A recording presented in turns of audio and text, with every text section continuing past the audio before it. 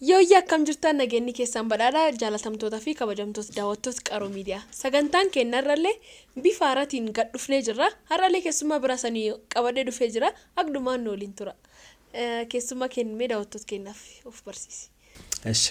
Maqaan koo Simeeraa Geetaachoon jedhama. Bakka dhufee Wallagga Lixaa magaalaa Najjoorraatiin dhufee amma magaalaa Finfinneen jira jechuudha. Ayyee Simeeraa bagnagaan dhufti siin jennee jirra. Har'eegaa laayifii kaampaasaa isaa wajjin barachaa turre laayifii kaampaasaa isaa akka makki ture wajjin haasa'uuf deemna. So Simeeramee laayifiin kan kee ka kaampaasaa akkam ture? Waan hedduu jira machees waan kaampaasaa yoo ka'e akkam ture? Jalqabayyuu gaafa gara kaampaasaa dhuftu akkam ture laayifichi? Jalqabama otuu gara gibbiitiin dhufin dura kaasee yoon siifimu. Yeroo kutaa 12ffaa qormaata qoramnee egaa deebiin nu dhufee carraa yuunivarsiitii galuu egaa argannee booda wanti gammadda wanta sana deemuudhaaf fi wantoota haaraa baruudhaaf baay'ee excited taata. Sana irratti immoo maatii irraa adda ba'uunis gammachuu qabaa yoona sodaa wayiis qabaan wanta sana hundaa keessatti deemuun hin hafu. Dirqamadhaa gammachuma sana gara gammachuusaa caalsifattee deemtaa jechuudha yeroo deemtu. Akkam turmee jalqaba gaafa kaampaas seentu yaa fireeshidha. Akkam tur laayifiin fireeshummaa jalqaba kun gibbii seenteen? Gibbii yeroo dhufaarru bakka tokkotti mucaa wajjin dhufnee milkeessaa mucaa jedhamu tokko jira addunyaan koo. Finfinnee dhufnee naannoo Askoo boqonnee turre ganaa gibbiitti seenuudhaaf. Sana booda yuunivarsiitii keenya deemee argeen beekuun footoo isaa beekaa barriin isaa maal akka fakkaatu nan beekaa galmeedhaaf doormii qabachuudhaaf naamnee guyyaatti deemnu ga'ee hin kaane Askootti taaksii piyaasaa qabannee dhufnee piyaasaa geenyee 6 kiiloo isa akka ta'e hin beeku. Akkam ta'in baddamoo kararraa akkam ture? Mucaan dursee Finfinnee dhufe tokko jira satti bilbilee 6 kiiloo deemuudhaaf jennee dhufne galmee dhaqaa jirra naamni ittiin jenneeni tolee bakka isiniin geessanuun jedhee inni raayidii qabatee dhufe naannoo piyaasaatti lafa mana siniimaa bira dhaabbachaa turre achi piikinu godhee gara 6 kiiloo innis hin beeku ofiisaati just shufeeriin raayidii nu geessa jedheetu qabatee kee shufeeriin raayidii karaa 4 kiiloo irra dhufeeni asii ol gara 6 kiilootti nu geessaa jechuudha hin beenu. Dhaqee shufeerichis hin beeku ture baarri 5 kiiloo biratti nu buusa. Shufeeriin raayidii yuunivarsiitii hin beeku. Just baarri dhaqee 5 kiilootti nu buusee kun hawaasidha seenaa naani an baarrii guddaa sana beeka footoodhaan. Innaa kana miti olin seennu asii. Asin seennu hin jedheen. Ay kun garuu kan isaan dhaqqabee ture 6 kiiloo ture. Ka agartanii dhuftan. Yeroo sana doormiin poortaalii irratti nuu kennameera. Yoon doormeetota kee wajjin galtu nama jaamnaami maqaan illee laxxafameera. Kanaafuu nuti bilookii keenya poortaalii irraa laallanneerra waan hundumaa barree nuti baarrii isa guddaa sana barbaadaa irra bakka waan barrii isa jedhamu. Bakka bu'aa gaafadhaa yuunivarsiitiin sababii baarrii baay'ee qabuu fi kun isa karaa dugda duubaati kun ta'uu danda'a. Namoonni akkam ture? Akka namannee hin buune zabanyoota bira deemneeni ifama garuu isaa amaariffatti rakkoon qabani zabanyaa shufeerii minaamu. Buuneeni gara hora eegumsa barree eeganii sana bira deemne. Innaa as nu ga'ee ture galmeedhaaf dhufne minaamin ittiin jenne innaa poortaalii irraa isa iskiriinshuutii goggodhanne sanatti agarsiifne kana miti kan keessanii ol baatu kan keessan 6 kiiloo nuun jedhe an akkasin jennees jammar barriin kun saminenne ola deemne marfata Yekkaatii 12 bira geenyeeni ammas achiiti warra eegumsa eeganii baarriin isaa isaaniidha kan nuti ol seenamu jenne eessatti nu ergu gara baarrii 5ffaatti nu ergu. Ammas yeroo dhannoo kana miti ammasii baarrii yuunivarsiitii keenyaa kana miti isa leenci irra jiru barbaadaa. Leenci isa jiru baarrii isa guddaa barbaadna malee jennee warra sababii hiriira minaamnii faat ture ijoolleen baay'atanii jiru. Sana booda mucaan raayidiidhaan nu geesse suni hiriyoota siinerii achi keessaa qaba ture dawwalee gadi waamee kun baarrii kan yuunivarsiitichaadha baarrii shanaffaa jedhama asumaan ol seentu minaamin nuun jedheeni. Akkamiin argattan barri guddicha? Keesseen hin arganne ammayyuu. Gargaaraa turtan akkuma asumaan ol seenu jedhameen naani bakka suuta adeemsa keessa bara adeemna jennee achiin ol galleeni. Bakka sana booda galmeedhaaf deemne jechuudha. So amma barri guddaa sun hin agarreetan mooraa barri guddicha jecha. So akkamiin agartan guyyaa agartu kan gaaf jalqabaaf agarte sun akkam kun kan itti immoo akkam turre haalchi. Amma isa ol seenne egaa mooraa keessa seenne irratti baarri sana arguu keenya ooluudha yaadi keenya doormii qabachuudhaaf adeemna jenneeni. Gara doormiidha jalqaba yeroo deemuudhaaf jennu immoo yoona footoo isaa ilaalaa turre wanta gibbii keessaa minaamini jiru. Ijoollee warri siinerooti suni bakka dura doormii qabadhaati baarri guddaa sana isinitti agarsiifna nuun amma kaayyoon keenya galmaa'utu hin ta'in baarri sana arguu ture. Sana booda gara doormiitti nu geessanii saayitii malee geenye laaqanaaf ba'anii turanii. Biraan deemne egaa waan hundumtuu sinsinnii nutti ta'eera baay'ee ariifanneerra arguudhaaf inni amma isaan laaqana nyaatanii deebi'anitti nuti ofii keenya nyaachuudhaaf hin deemne teenyee gineetu saayitii 7 keessa eegga isaan dhufanii galmoofne hiriyoota nama lamas achumatti argannee galle jechuudha guyyaa jalqabaa. Guyyaa jalqabaa barri guddichi nagarra malee. Gaafa baanuu agarre xumurree hin bulle galmee qofaaf sababii dhufnee fi Dokumentii qofa qabannee dhufne oyyaa uffata qorraan qabannee uffatanii rafan hin qabanne doormii qabannee boriitti galmoofnee baanee bakka kanadha wanti nuun barbaadaa turre. Kanadha yuunivarsiitiin keenya innee sana baaricha argachuutu nu gammachiisen. Achi booda akkam turme freshmaaniin waan kilaasiin hin jira doormii ammoo nam haaraa biraa walitti galuu jira akkam ture? Yoona jalqaba keerota waan hundumtuu sitti ulfaata namoota iddoo adda addaarraa dhufanii wajjin walitti dabalamtee jiraata amala adda addaa qabda afaan adda addaa soofta waan hundumtuu bakka hin cima ture yeroo Addis Ababa Yuunivarsiitii yeroo jedhamu immoo maqaan ni qabu jira qofaatti barumsi achi hin cimaa bakka ijoollee meeggaa qofa ijoollee Finfinnee xiraatanii guddatanii kan achi seenanii waliin madaaltan jedhu bakka akkaataa nuti itti barachaa dhufnees isaanii ijjiin tokko miti mini sanaaf jedheetu namni si sodaachisa namni bakkeerra baay'ee maal hojii achi guuttanii maaf achi itti barattu iddoo dandeessan namni guguddaan illee si sodaachisa ofumaa deemta malee baratteen fixxu siin jedhanii.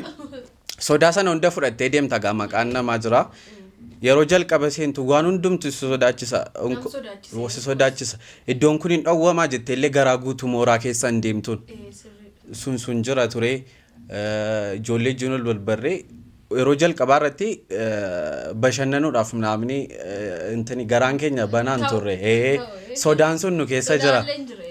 Kana walitti qabamee achirratti waan itti haaraa waan ta'eefillee baay'ee ulfaataanii sana keessa ijoollee wajjin illee ol babbarachaa dhufnee ijoollee mooraa keessatti ol bartu immoo akka yeroo dhiyoo keessatti akka nama waggaa dheeraa wajjin tureetti olii galta wajjin nyaattaa wajjin bultaa bakka guyyaa guutuu sababii wajjin ooltuu fi baay'ee ol bartaa kanaaf itti olii gallee dafneeni. Ijoolleen dhiiraa immoo olii galuuf. Amma wanta sitti min darbee nuti yeroo siree doormii qabachuudhaaf galmoofne deemnee doormiin ilaalleen just waraqatuma irratti galmoofne hin galleen borroqee hojiifata qabannee dhufnannee ani siree isa jalaan qabachuu barbaada ture. Yeroo boriisaa uffata qabannee dhufnu ijoollee warri nuti illaa dhufan hundi isaanii siree jala qabatanii irra keessaadha. Wanti sun xiqqoo nan gammachiisin darbeera. Yeroo rafu sababan garmaleef gatee rafuu fi yaaddoo nan kufaan qaban ture jirraatti lafadhee. sun xiqqoo natti hin toliin darbe garuu suuta keessa turtii keessa geeddaradheeraan. So kilaasiileen jira, laayifiin doormiileen jira. Muudannoon kilaasii yookaan kaaffeeleen jira, irraanfatiin laayibirariileen jira. Jalqaba akka dhufna akkuma jedhamu suni nam sodaachisaa miti waan jiru sun.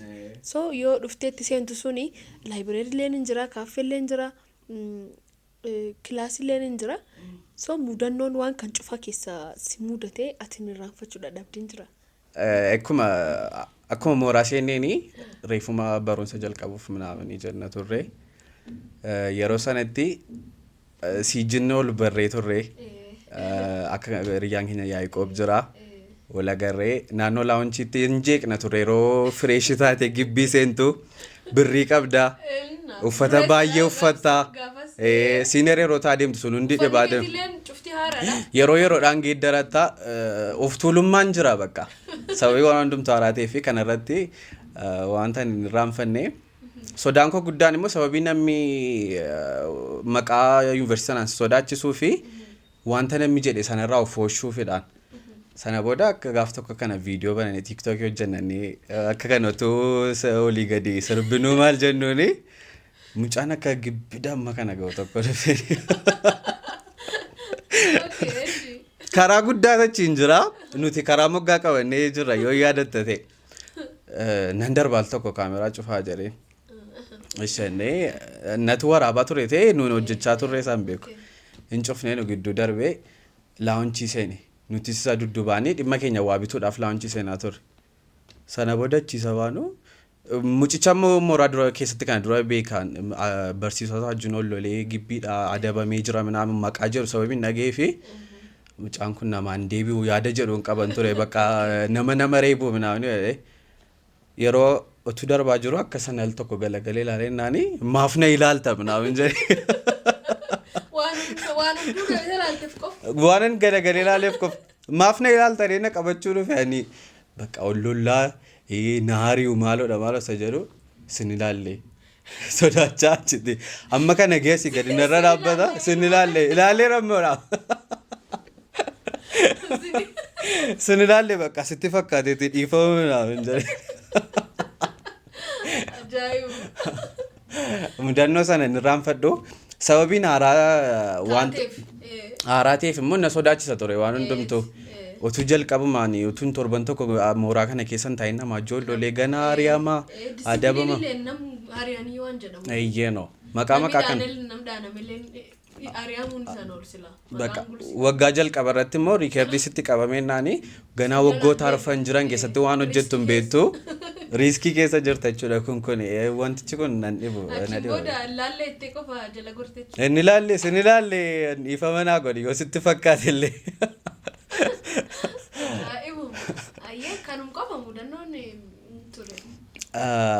Akka mudannootti yoo ilaalame intan nyaati kaaffee tureera.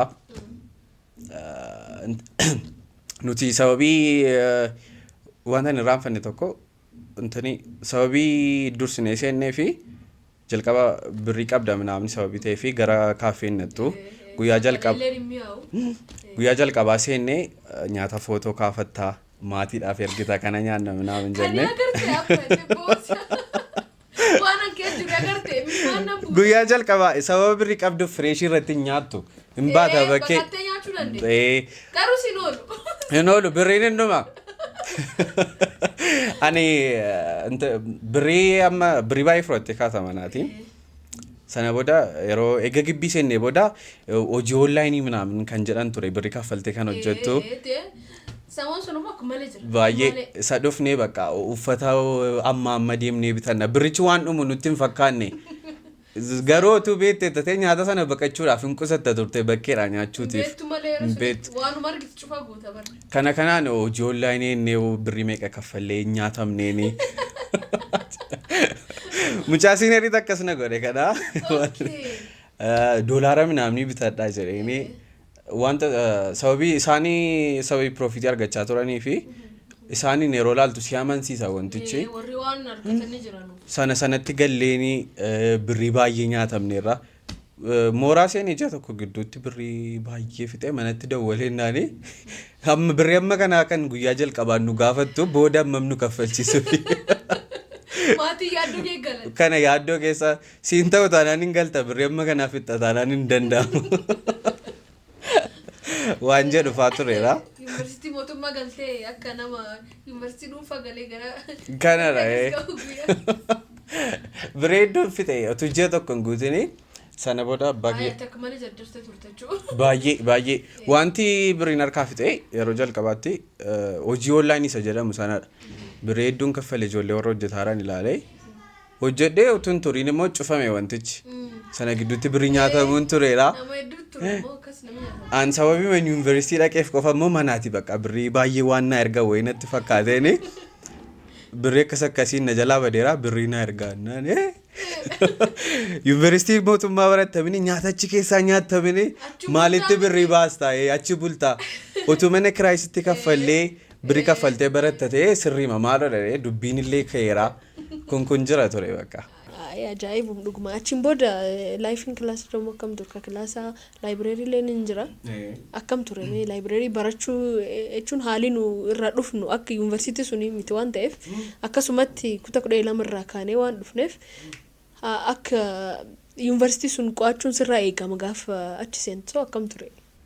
Kilaasii akkaataan itti godaatii barachaa dhufnee fi asitti yeroo dhuftu baay'ee garaagarummaa qaban. Sanarratti andafee laayibireerii dhaquudhaaf intiniin jennee yeroo qormaatii jira jedhamu dursinee guyyaa 7 minaamin dursamee himamee dubbisna minaamin ittiin beekaanii. Sana booda kilaasii callisnee kilaasii seennee baana malee dubbisuudhaaf akkasin jennu. Garuu gaaf qormaatii dhufi waan ni malee. Yeroo qaraa garuu eegas dhufteen booda akkamree garaagarummaan isaa akkamitti jechuun akkam gootee bir dabarte. Jajjabinni hedduu fedha sunirra akkamiin dabarte. Laayibireerii tun seenee baay'een ture. Natti fakkaanne. Durii biraa dhuftee yoo olti qabdi kaan. Ani achi godaa yeroo dhufne badaa dubbisuu irratti samma kana ogummaa isaa gontinii ta'an turre achitti badaa amma kanatti wanti si dhiphisuu hin jiru ture. Kana irratti utuun dubbisiin gara 14 kilaasii jalqabne jechuudha. 14 21 wayii callisee man kilaasii deebi'a ture. Sana booda miitii minaamniin gaa dhufe. Ijoollee laayibireerii deemna irra jedhameeni wanta nu barbaachisu qaqqabannee laayibireerii deemnu hundumtuu diffittanii bakka gadi taa'ee dubbisa. Baay'ee nama sodaachisa. Nanne yaada koo sassaabuu hin dandeenye bakka na wareerse wantichi. Kana irratti dubbisne gaafan jalqaba seene galee waayifaayin immoo jira laayibireerii keessaa tiiktookiin jira bakka dandeessee kana waraqata daqiiqaa tokko dandeessee ilaalaan turtu moojula dubbisuudhaafi sababii achittis ekspiriyaansiin goonee fi incimaan bakka kana silkiin harka kee irra jira bakka kana silkii qorqorootu baay'ee in ulfaata baay'ee. Indandeenye gaafa guyyaa jalqabaa nan beeni na cannaqee beeku dhiphina natti uume sababii ijoolleen dhiphatanii achi keessa. Ijoolleen akka malee dhiphatan suni dabaran malee nama waliin ofii kan kee gartee waan nama waliin wal qixxee wal ilaalchiste karaa nam suniitiin hin deemaa gula cinqiin mata keessa nam seene waanuma hojjechuu dandeessu yoo odoon hojjetiin hafuu dandeetti. Sanarratti akkam laayibireerii seenuun eeggana dhiphisateeti. Akkamitti waan kanaan gochuu danda'a wanti jedhu dhufe sana booda ijoollee doormii jiran ijjanii mari'annee isaanis nurra dubbisuu irratti baay'ee eksperiyaansi sababii qabanii fi yeroo dheeraa sababii dubbisuu danda'anii fi isaanii gabaabsanii isa dubbisanii akka isaan nu hubachiisan akkasitti olii galleeni ijoolleen achitti doormiidhaan nu gargaaru.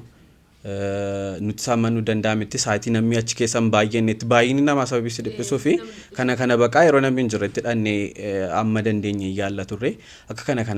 Kanaafuu mudannoon yeroo fireeshaa laayibireerii keessa mudannoon dhibiin hin jiru kan malee. Achiin booda eegaa dipaartimentii filachuu jira. Laayifiin guddaan jalqabaa jechuudha. Akkam ture achiin booda fireeshummaan eegida bareen booda atamma barattee so nami fireeshaa siin dudduubin dhufu waan ta'eef akka nami qarra gaafat fireeshaa muudi si qabatu sun ati namarratti waan akkasii yaalte fireesh dudduubin dhufaniif. Yaalle dhugaa dubbachuudhaaf Addis Ababa Yuunivarsiitii keessatti waan akkasiin jiru amma mooraa biraa keessatti akka oduudhaan nageenyutti ati siinerii ta'a yeroo deemtu steelaan fireeshonni yeroo dhufanii muudii sumaayyuu fireeshin amma siinerii caalanii kana waa tokko si caalanii naan isheen fireeshidha jechuudha inni fireeshidha jechuudha linjattaanii kun hin jiru ture achi keessatti iddoo biraatti wal foggoruu jira wal arrabsuu wal goyyomsuu jira in jiru gibbii keenya keessatti ma waan akkasii agartee tayyoo ta'eni jiru hundumtu barumsa isaa irratti xiyyeeffateeti malee waan akkasii irratti intin hin jedhu ani yeroo fireeshummaa keenya fireeshii keessaa yeroo baane sodaan namni jalqaba akkasitti mee waan namni sodaachisu namni jira siin jedheera sana hunda egaa simsteera jalqabaaf inneeti qabxiin gaarii naa dhufee namni kanaaf namni na sodaachisee bakka ofumaan dhiphachaa ture wanti jedhu yaadi keessa koo dhufeen maaliifini saayitii isaa mijeeffadhee kan inni itti bashannanus kan inni itti baradhus qofaatti hin godhee bakka yeroo bashannana kootii itti taphadhu dheeressee kan barumsaa baay'ee dhiphisee jechuudhaan ijoollee baay'ee ijjiin ol baraa deemtaa iddoo deemtu baay'ee jiraata kun jiraatee bakka yeroo siinerii ta'a deemtu barumsa sana irratti xiqqoo fageessaa deemta miidhaa fidee dhufa sun immoo akka jalqabaa siin ta'u deeme xiqqoo gadis jalaa buusaa deeme. Dhugumee akkamree laayifiin jaalalaam naam gibbi keessa dhabamu miti akkam ture yoo jiraate yoo ta'e. Laayifiin jaalalaa akkamiin jira. Hin dhabamu waan ta'eef nama waan akkasii hin beekne fi yoo haaraa waan ta'eef laayifiin jaalala mooraa kaampaasa keessatti akkam ture yoo jiraate. Yaa ijoollee babbareedduu baay'ee jira gibbii keessa. Asifachi silaalchisuun isaanii loolu. Dirqamadha ijoolleen uffatanii maal jedhanii babbareedanii bahu. Yaada keenyatu gara deemtutti.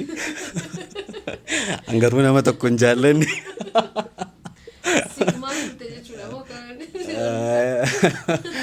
Sigmaan turre garuu. Rakkoon qabu firii ta'ii dubbadhu simeera. Nama jaalladheera hin jedhama. Jechuun akkam ture jechuun machees osoo nam tokkollee hin baratin hin baatu jiraachuun isaan oolu akkam ture seenaan kan kee jaalala mooraa gibbii keessatti jechuudha. Jaalala irratti seenaa dheeraa hin qabu. Waggaa lammaffaatu hin jiru natti fakkaata. Gabaabsee yeroo sitti himu jechuudha. Seenaa waan akkasii keessa galee baay'een turre. Ji'a muraasaaf namni mucaa tokko wajjin haasa'uu jalqabneeni. Wantichi ta'aa hin deemne barumsaa wajjin yeroo ta'u baay'ee yeroo kee fudhata. Kana irratti barumsaa wajjin ol duukaa siin ta'u. Yaada kee guutummaa guututti fudhata jaalalli immoo. Kana irratti yaaleera hin taane keessan turreen garuu dafee keessaa beeni jechuudha. Sana irratti deebi'eetti galu. Agbaatutti jechuudha. Eegee amma achi waan kan cufafitte achi ammoo jiisummaan dhufa. Sun ammoo akkam turme. Jiisummaan jireenya gibbii keessatti dabarsitu keessaa jiisummaan wanta baay'ee namatti toludha. Jiisii waggaa tokko qofatu hin taane iyyuu baay'ee namatti tola. Otuu ta'e waggaa sadaffaa farfaffaa jiisii taateetu dabarsite dafee dhumate. Otuu hin jalqabin yeroo barumsaa beektaa amma akka keessa turruuni qormaanni si dhiphisaa assaayimentoonni hin baay'atu kun yeroo jiisii taatu irrachaa deeman barsoonni illee amma kanatti si dhiphisanii qabxiin amma kanatti si yaaddeessu. Kun jiraate harki caal fixee waan dhufteef amma saatii guddootti dhiphattuu miti. Garuu akkam ture yeroon sun. Jiisummaan baay'ee namatti tola. Wantooti kabajan baay'een hin baay'ata. GC birthday jira, culture day wanta baay'ee kakkabajaa turre. Garuu akkam mudannoon si mudatin jira sun ammoo. Mudannoo na mudate gaafa GC birthday dha. ijoollee jine gaafa sana taphatu ture. Intin dijeenii gibbiitti waamameetu ijoollee hundumtuu yaal fakkaataan hojjetame. Ispoonsera ta'anillee kan dhufan jijjiiru turanii baay'ee taphachaa turreeni. Sana booda galgala oolumaan irraatii nyaanna naamin jedhame. Gaafa GC birthday sana galgala baanee mooraan nutti cufameera. Bakka sababii GC taaneef nuu banu wanti jedhu jira. Saatii afuritti cufama naamni gibbiin keenya immoo sana irratti bakka nuu banu inni konfidensiidhaan nyaanne dhunnee taphannee ammam jennee egaa saatiin gibbii cufame booda yeroo dhufnu badaanu hin jedhani. GC abbaa kee barbaadadhu achi deemu. GC abbaa kee barbaadadhu mucaa zaaree koo lidataachuu noo mucaa riyyaa keenyaa tokko akkas jedhee yemin lidat xufaa akkasii midhaan jedhamnee deebinee baanee ijoollee naannoo sanaati ijoollee Finfinnee ta'anii mana qabanii barbaannee dhannee isaan bira saayitiitti bulamu tureera.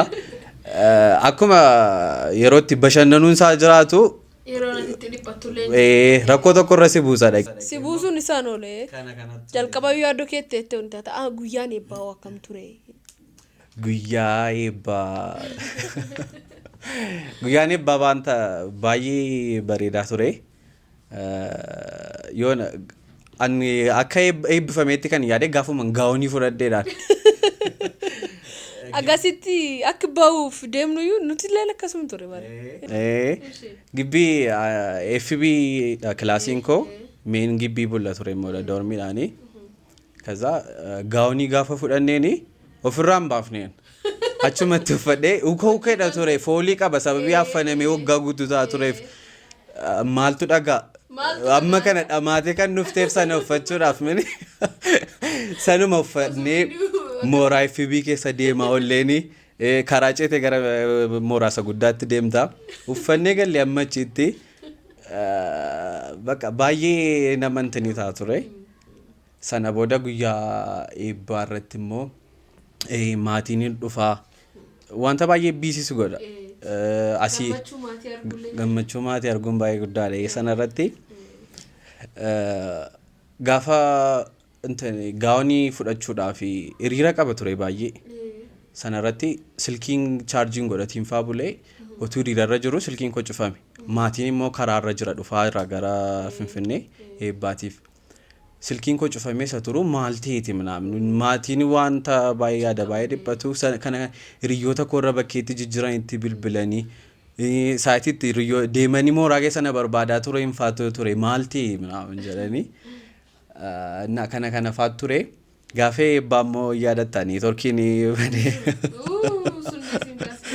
Akkam turgaru sana akkamii wal agartan ture yoo jalqabarraa nu hojjeta ture torkiin nuti mooraa guddaa keessa sababii dormiin keenya ta'ee fi mooraa keessatti eebbifamne miniini ganama 12 dafnee kaanee uffata keenya uffannee maal jennee gara fuulduraa dhannee teenyeen lafa daraashee eebbaa sana keessaa jechuudha. Abbeen koo gibbii keessa ol galeera maatii keessaa nama tokko ol gashu ture tikeettiin kennameen turreeni isaanis iskiriiniidhaan ta'anii nu ilaalu daraasha keessaati. Yeroo daqiiqaa 10 ko'ee naa bilbilee si argaan jira iskiriinirraa sidhaan akkasitti uffatee taa'aa jiru. Bakka baay'ee gammadanii turan hundi isaanii akkanatti ture. Sana yeroo pirogiraamiin eebbaa xumuramee gabbaanu neetworkiin biizii ta'ee hin badee ol arguu dhabne guyyaa gammachuu matee sinuuffisisa aarii sitti fida bakka maatiin achisa waan beekaa silkii cufattee walitti fakkaata siin galu ture. Sana maatii warri kaan bakkee mooraala dhaabbatanii eegaa turanii abbeen koo gibbii keessa jira isaa wajjin ol barbaadnee dadhabnee naannoo Kennedy fuuldura dhagaan jijjiira ture mini kan irra isaan achirra ol ba'ee dhaabbachuu inni isa eeguutti keenya. Sana booda amma meegga ture booda fagootti na argee simeera isaa wajjin ol agarree yeroo gabbaanu immoo eessaa gara maatii koo irra kan armeen kofaa bakkee turanii.